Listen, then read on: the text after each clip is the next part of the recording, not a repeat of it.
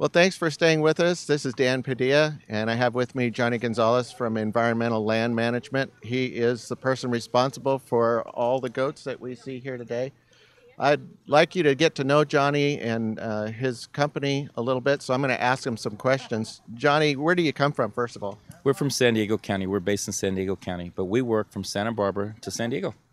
Okay, and how many goats do we got on campus right now? Right now, we have between 130 to 150 goats we're able to transfer into the two loads.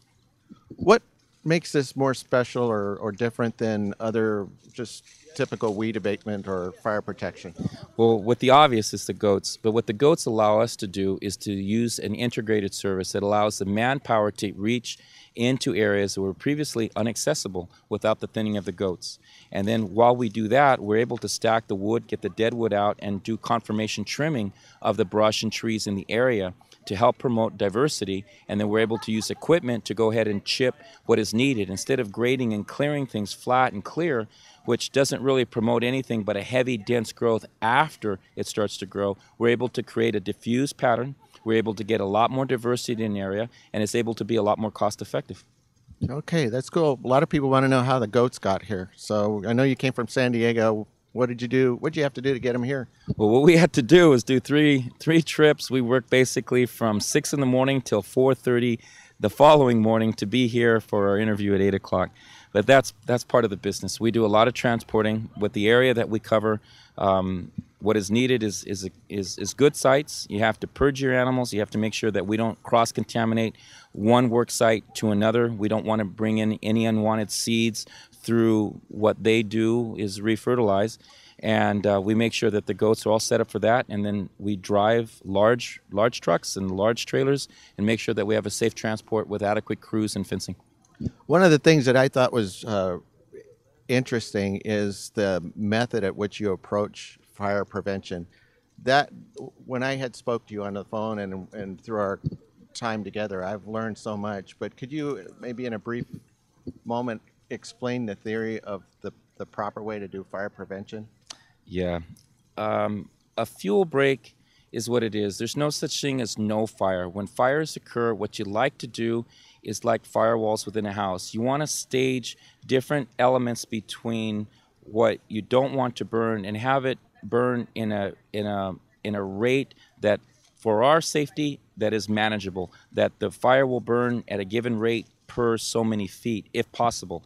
You want to create a situation that the wind doesn't accelerate the fire by the transfer of embers. You need to look at the topography and the direction of which winds come in. So we're looking at a lot of topo maps. We're looking at a lot of canyons and draws that create a chimney effect.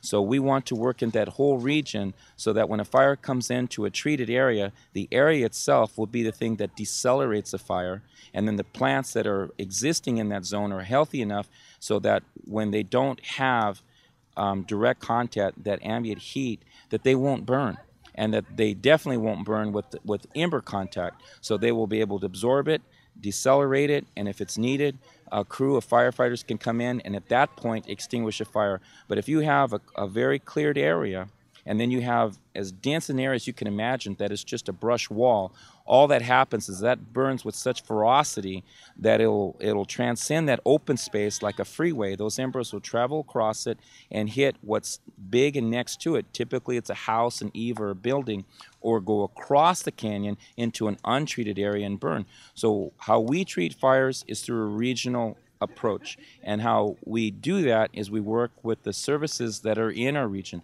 Like in this case, it was Glendale, and you have great environmental service department, you have an indigenous tree department, you have a fire department that's proactive and they understand what the wildland urban interface zone is. So our first thing to do once we're contacted is reach them.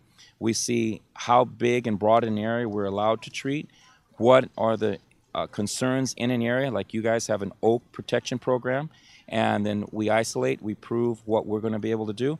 And then we go in and we do as much fuel reduction that will leave a site self-sustainable. It site per site, it changes. So this is kind of more like a catcher's mitt approach to stopping the embers from coming through, as opposed to a land clearing where the embers would just blow through to the next batch of weeds. This kind of stops the embers in their tracks, so that you're able to stop the fire in a easier way, so to speak. Is that right? That's right. You got that right. Okay. On the standing stands, that's what it is. And Okay, then the that's cool. benefit of having the stands up is that they grow with the water that's available and they become self-sustaining. Now I know that in the back hills areas where the goats are going to be working, we have a lot of protected plant species. What's nice about the goats is that they're able to work alongside your crew, and we're not damaging the protected species. They're a little more selective than I had realized. Yeah, it's a misnomer. It's kind of like our cartoon. They'll eat everything in the tin can, and they don't. By the time we're done, you'll find out how much trash are really in your heels. And yeah, with the goats, we're able to selectively choose the limbs and the branches that we want to cut under the understory. We're able to raise the limb height of the trees so that they're more diffused. And again, when a fire comes in, when it's congested at the bottom, if you have a lot of suckers and a lot of flashy fuels, that's what will turn a grass fire into a brush fire, and the brush fire into a tree fire, which is a canopy fire. So yes, they definitely allow us to use an integrated approach, which greatly accelerates the time frame and lowers the cost. You're right. Well, this works really well with Glendale Community College's desire to become more green. We're doing a lot more things here that go along with the vision that we have here with the goats, and looking for other alternatives to get a job done. I know that we've been using reclaimed water for our irrigation, and we're using now reclaimed water on all our new construction for when we flush toilets.